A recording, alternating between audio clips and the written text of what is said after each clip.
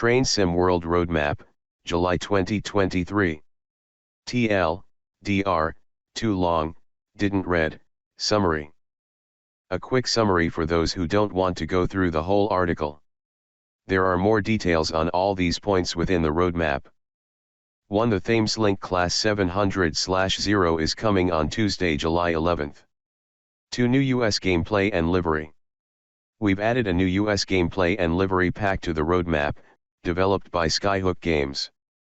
3. HST Livery Designer and GWE patch. HST Livery Designer and Great Western Express patch launched today. 4. Midland Main Line and Link Rhine-Strecke updates. Updates for Midland Main Line and Link Rhine-Strecke are also launching this week. 5. Niedertalben patch coming later this July. 6. Inside development, build processes. We talk about our build process within Inside Development this month. The roadmap. Happy Independence Day to all our American players. Slurps tea, but before you get into your parades, barbecues, and fireworks displays, it's time for the July roadmap.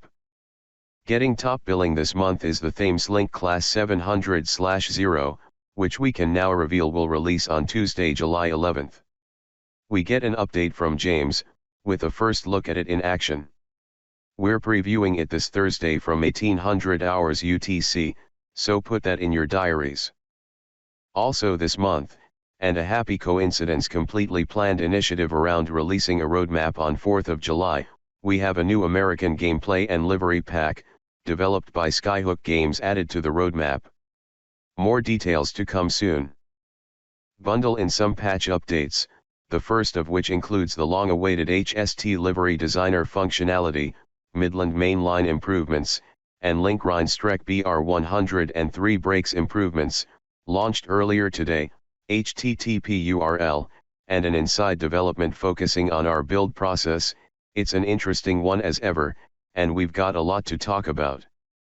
It's a shorter roadmap this time around, we're sure you'll all be delighted to hear, as we continue work on stuff behind the scenes. We'll of course be streaming later from 1800 hours UTC, and you can ask your questions in this thread for us to pick up in our Q&A section. Beta program applications. We are pleased to confirm we've approached 25 of our applicants for the beta forum earlier this week. Please check the email you supplied with your application if you haven't already. Thank you to everyone who took the time to apply. We had over 300 applicants, and tried to cover a breadth of platforms, interests, and locations in order to get as wide a spread of feedback as we could. For those who applied and haven't yet had a response, we will of course keep your application on record for any future expansions of the beta program. Upcoming content. Last month, we asked James to give us an update on the Class 700, and he went ham on it. This time around, we have a release date for you, pricing information, sounds, and a teaser video sharing what you can expect. That's right, it's me, back at it again with Class 700 news, and let's kick things off with the most important update of the day. Everyone's favorite Desiro City is coming to Train Sim World 3 on July 11th. The Thameslink BR Class 700/0 will be available on all platforms, £4.12.99/ €15.99/ $16.99, and we will also have bundle options available to pick up the ultimate Kent high-speed experience. As the countdown begins for more commuter action in the Medway towns, I also have another little gift up my sleeve for you all. Foster your foresight into the inner workings of the Class 700 with the manual. Be prepared for July 11th by familiarizing yourself with the cab controls, procedures, and included gameplay. To get a glimpse of the 700 in action, we will have a Railfan TV preview stream in 2 days' time, July 6th at 1800 UTC, where Matt, JD, and yours truly will showcase the all-new unit. If you just cannot wait that long though, never fear, as we also have a walk-around video which we can share with you today. See the Class 700 in action, including its dual voltage capabilities. With the Class 7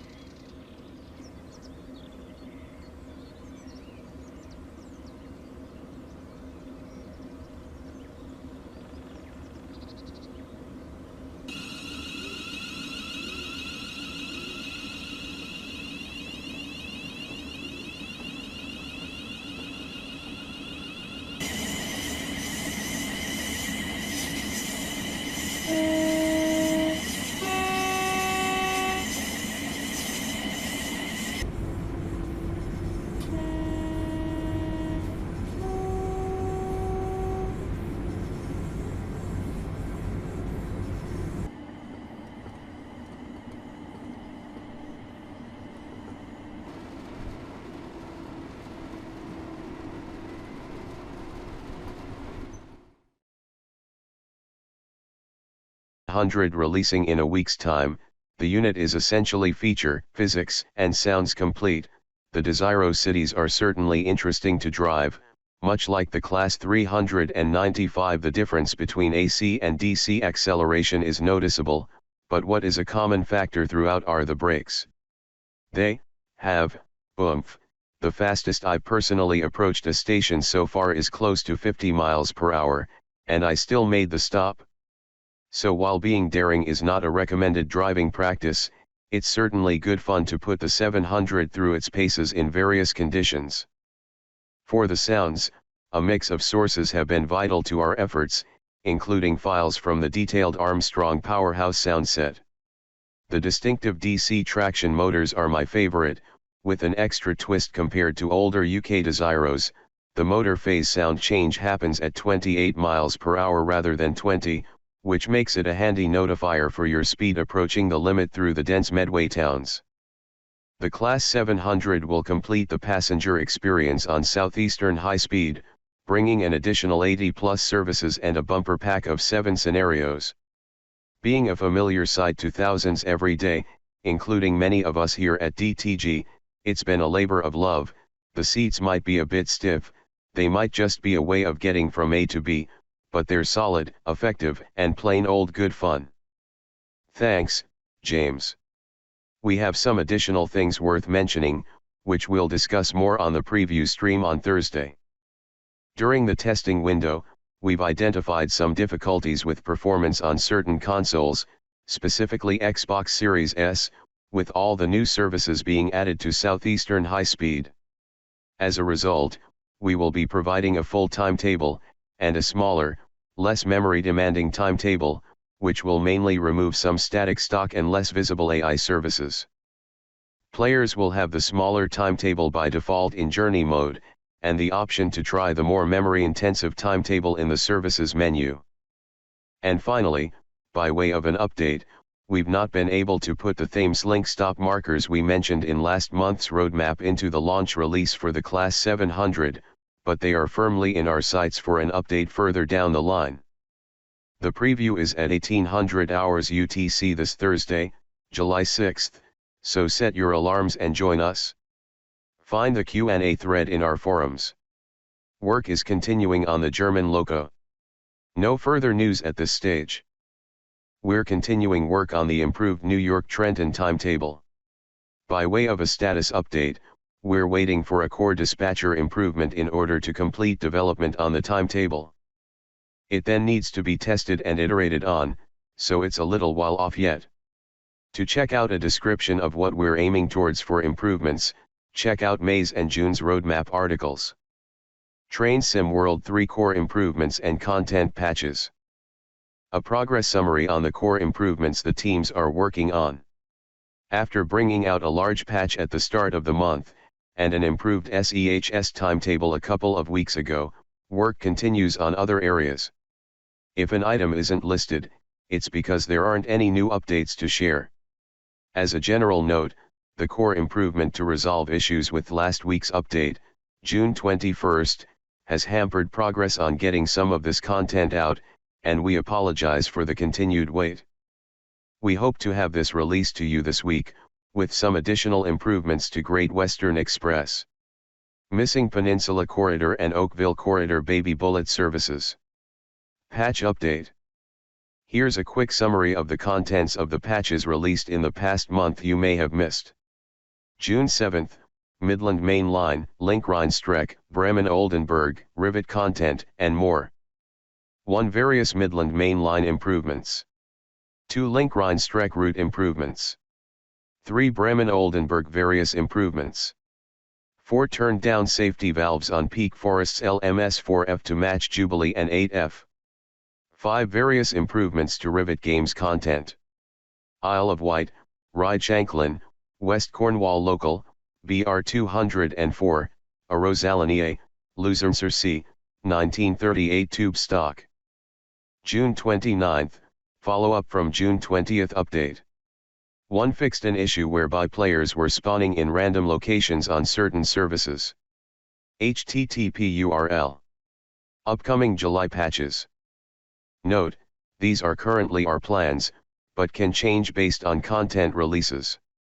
Released earlier today, full list available here, http URL. 1 TPWS should now only activate when matching train direction, notably around Mount Sorrel and Nottingham Sea Line. 2 Trains should not automatically brake as you pass the entry line turnout on the down fast line. 3 Driving 1 C20 past Mount Sorrel with a green signal should not activate TPWS. 4 Can't make your mind up scenario should now be completable. 5 Poster at Leicester Station should now be accessible. 6 Updated pies at stations to correctly display operating services. 7 Updated pies font on Class 158. 8 Tail lamps should now be present on the rear of all ROJ 37 or freight services. Note, railhead treatment trains have not had this applied. 1 dB BR 103 braking improvements. 2 Mode indicators should now display 500 Hz restrictive mode properly. 3 PZB indicators should now remain active after resuming a save game. 4 Improved lighting at Mainz Station to remove black scenery items. 5 Fixed flooded terrain. 1 HST coaches and power car will be available for use in Livery Designer. 2 Added correct HST numbering and lettering to coaches. 3 Minor footstep audio tweaks. 4 Disabled substitution of HST and Class 66 in scenarios. This prevents random errors that cause some scenarios to not be completable. Planned for later this month. 1 Improved wheel motion blur. 2 Sharpening of some scenery. 3 Added magnetic brake functionality to BR 628.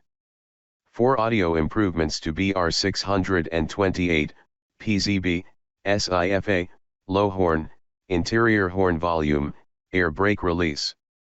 5 Fixed tail lights not switching on for AI services after changing direction. 6 pies should now display a destination after a save game reload. 7. And more. 8. Tutorial fixes for Nahverkehr Dresden, Bakerloo Line, and Hamburg-Lübeck. 9. Remaining spawn-on-foot issues for Southeastern High Speed. Other updates without a current release date, no particular order. 1 Glossop Line post-release improvements. 2 Peninsula Corridor fix for missing baby bullet services. 3 TSW2 Preservation Crew updates. Third-party developer, partner program, update. Updates from some of our partner program developers. This month, we have an update from Adam at Skyhook Games after Midland Main Line's release, and from the team at Just Trains. Skyhook Games. Midland Main Line. Following our latest update to address player feedback, we have continued to monitor things and prepared more improvements for the route. We have completed updates to the Class 158, high-speed train, scenarios, timetable, signaling, safety and passenger information systems. With the help of DTG, we hope to have these improvements rolled out to players as soon as possible.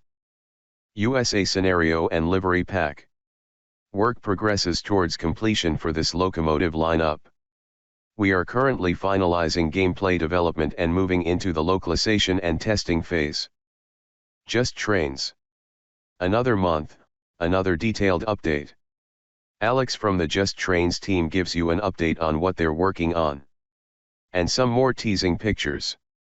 Summer has arrived and it's the perfect time to go on your holidays, and this is just the kind of thing that you will be able to do virtually in the upcoming Just Trains Train Sim World route, whether it's wet or dry.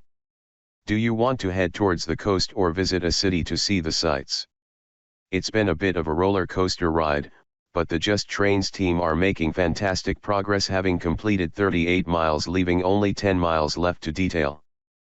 All the large stations are completed, and work continues on the less grand examples. We even have one that is depicted in a state of disrepair. It looks absolutely amazing and is explorable. The trackside scenery looks fantastic, really immersive. Looking at some of the screenshots, you need to take a second hard look to confirm it's virtual and not real. We have started on placing the overhead line equipment, OHLE. The other assets that the route requires are all coming along very nicely and really add to the atmosphere, although the real-world use of some distinctive sites near the track are unclear. Our rail vehicle is looking hellfire and is currently having its simulgraph, dynamics/animations, and sounds created for it.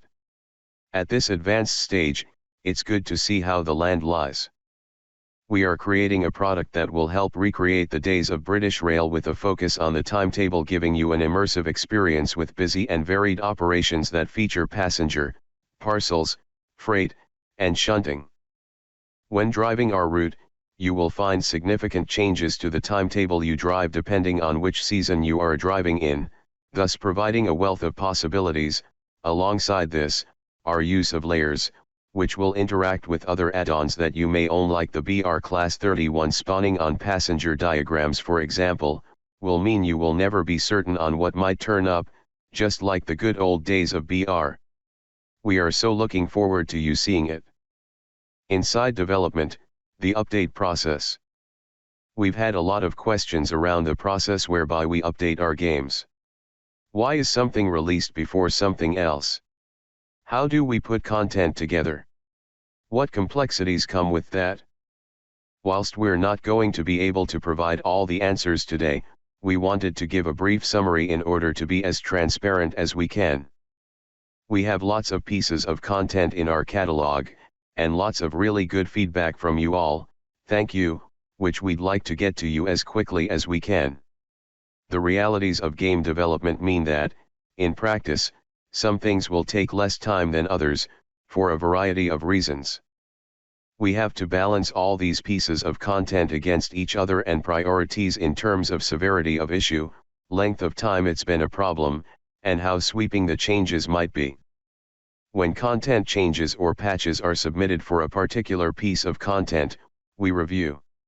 Severity: is it resolving a game-breaking experience? Viability: is there an opportunity to fold it into an already prepared build, or does it need to be treated in isolation? Some will require what we call content improvements, such as scenery improvements, or a non-functional button on a locomotive, that might only touch one piece of content. These are relatively safe, and easier to test the impact of. Core improvements, such as add-ons manager or dispatcher changes, will touch every piece of content in the game, and require much more comprehensive testing. Core improvements often also need to be tested in isolation, to remove any other parameters which might impact changes. Some might need a combination of both content and core improvements, such as Trenton's timetable changes. Once we have a queue, it's time to test the content. We'll do so with our QA team and team of brilliant beta testers, and any flags issued will be sent back to development teams to review. This can take several iterations, over several weeks, with several new builds until we have a build we believe to be robust enough to put live. We then put this content into a suitable build, preparing for release. This is separate queue to the testing queue. It's more efficient for us to collate content together in larger patches, for reasons explained below, so in most cases we'll aim to release lots of content at the same time.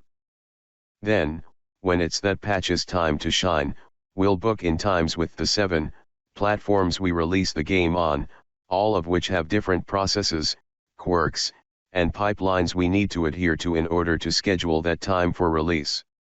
We will, where possible, ensure all platforms are released at the same time, or as close to, for patches. It then makes its way to you to enjoy. And, that is it, in a nutshell. There are, of course, other complexities we need to consider throughout these processes, and of course, certain content can jump the queue if we deem it necessary to do so, for the reasons listed above. We hope that helps to provide a little more insight, and we'll discuss this in more detail in tonight's stream. The Train Sim World Roadmap. This month, we've added indicators to show how far along development various items on the roadmap are. 1. Next arrival, our next release, S. Expect this content to be released before the next roadmap article. 2. In development, active development is underway, expect this content to be longer than a month away, but less than 3 months away. 3 in planning stages, initial development has started, expect this to be between 3 to 9 months away. 4 at a red light, not in active development, but something we're committed to delivering. No ETA at this point. DOVETAIL Games releases. These are forthcoming add-ons that are being developed by DOVETAIL Games. Where details are still being finalized for a release, we are including the ID code for it when possible. This will give you a good idea of what to expect. For Train Sim World 3, we've amended these product codes. To see what these ID codes mean, you can refer to this post. Partner Program releases. These are forthcoming add-ons that are being developed by teams outside DOVETAIL Games. Where details are still being finalized for a release, we are including the ID code for it when possible. This will give you a good idea of what to expect. To see what these ID codes mean, you can refer to this post. 13.NDDE702 USA Scenario and Livery Pack, developed by Skyhook Games. 23.GDFR501 UK Route, developed by Just Trains. 13.DBBL501 DBBR420 Electric Multiple Unit, Hauptstrecke München-Augsburg, developed by TSG. Core features. Core features are larger projects. These may be significant new pieces of functionality or changes that will affect players on one or several different platforms. Often requiring more time in development, this list may move more slowly than others. Special Projects Team and Patches. Projects that are being tackled by the Special Projects Team. The additions or changes in the upgrade will include some or all of the following: station departure boards, animated crossings, platform climb-up functionality, improved track rendering, rush hour passenger density and appearance, support for rail driver, contact signaler functionality, minor fixes to scenery, minor fixes to audio, minor fixes to gameplay, minor fixes to menu items, livery designer compatibility and scenario planner expansion. We have included a scale of the size of the work/features put into the update. 1 TSW3 Niedertalben post-release patch. 2 TSW3 Peninsula Corridor plus Oakville Subdivision, access to Baby Bullet services. 3 TSW3 NEC, New York, Trenton timetable improvements. 4 TSW2 Tiny Scottish Commuter. 5 TSW2 Small Hauptstrecke Hamburg-Lübeck, including timetable update. 6 TSW2 Medium Rhein-Ruhr-Assen. 7 TSW2 Small 2022 Bakerloo timetable, 600 plus services. 8 TSW2 Small Long Island Railroad. 9 TSW2 Huge Peninsula Corridor, note, there are further improvements to come on both games. 10 TSW2 Huge Oakville Subdivision. 11 TSW2 Tiny LGV Mediterranean. 12 TSW3 TSW2 DBBR 187 Audio improvements. Miscellaneous. Projects that players will notice but don't fall into one of the other categories. 1 TSW2/TSW3 Manual Fireman functionality for steam locomotives. 1 TSW2/TSW3 Rush Hour Passenger System for London Commuter. Removed from roadmap. Items that have been removed from the roadmap. This is either because they have been completed, their status having changed, or the project having been suspended. 13.GBBR704 Glossop Line, Manchester, Hadfield and Glossop, released. 2 TSW3 Link Rheinstrecke post-release patch, released. 3 TSW3 Bremen Oldenburg patch, released. 4 TSW3 Rivet Games content patch, released. 5 TSW3 Midland Mainline post-release patch number 1, released.